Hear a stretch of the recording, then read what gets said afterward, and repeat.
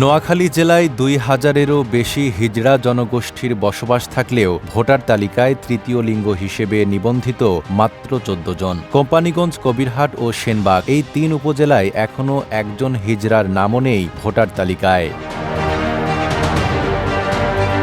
নির্বাচন অফিসের তথ্য অনুযায়ী জেলার ৬টি সংসদীয় আসনে মোট ভোটার প্রায় ২৯ লাখ। অথচ সাংবিধানিক ভোটাধিকার থেকে কার্যত বঞ্চিত হয়ে আছে তৃতীয় লিঙ্গের বড় একটি জনগোষ্ঠী। সরেজমিনে দেখা যায় অনেকেই জানেন না ভোটার ফর্মে তৃতীয় লিঙ্গের আলাদা ক্যাটাগরি রয়েছে। পরিচয়পত্র ও পারিবারিক কাগজপত্রের জটিলতায় ভোটার হতে পারছেন না তারা। আমরা ভোট দিতে চাইলেও দিতে পারি না, কারণ আমাদের ভোটার আইডি কার্ড করতে গেলে যেমন মা বাপের নাম ঠিকানা লাগে, মা বাপের আইডি কার্ড লাগে, তা ওটা ছাড়া তো ভোটার হওয়া যায় না। তো কেউ কেউ আসছে, ধরেন ফ্যামিলির থেকে একেবারে ছোটবেলা থেকে চলে আসছে, মা বাপের সাথে যোগাযোগ নাই।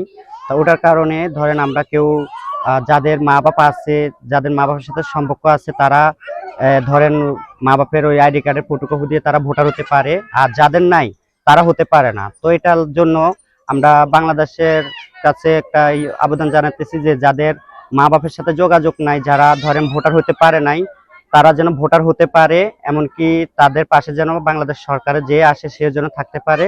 ঠিক আছে, এটাই আমাদের কাছে আপনাদের কাছে চাওয়ার। সানবিট সব দিবে সামাল। সানবিট ম্যাজিক প্রেস ডিশওয়াশিং এর মাথা ঘোরানো সলিউশন।